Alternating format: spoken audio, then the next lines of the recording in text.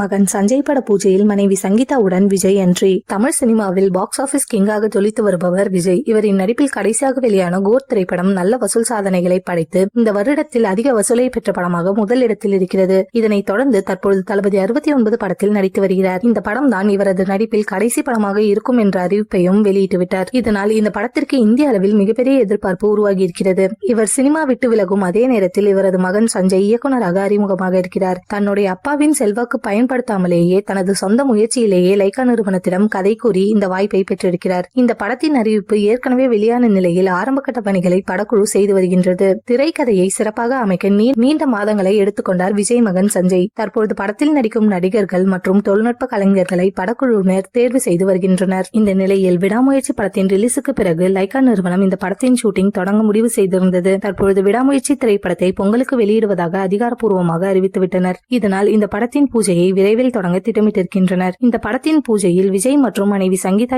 இருவரும் கலந்து கொள்ள அதிக வாய்ப்பிருக்கிறதாம். இதனைத் தொடர்ந்து இந்த படத்தின் டைட்டில் மற்றும் ஃபர்ஸ்ட் லுக்கை டீசராக வெளியிடவும் திட்டமிட்டிருக்கின்றனர். கிறிஸ்துமஸ் தினத்தில் இந்த டைட்டில் டீசர் வெளியாக வாய்ப்பிருக்கிறதாம். மேலும் ஜனவரி மாதத்தில் விறுவிறுப்பாக இந்த ஷூட்டிங் தொடர்ந்து அடுத்த வருடத்திலேயே இந்த படம் வெளியாகவும் வாய்ப்புள்ளதாக கூறப்படுகிறது.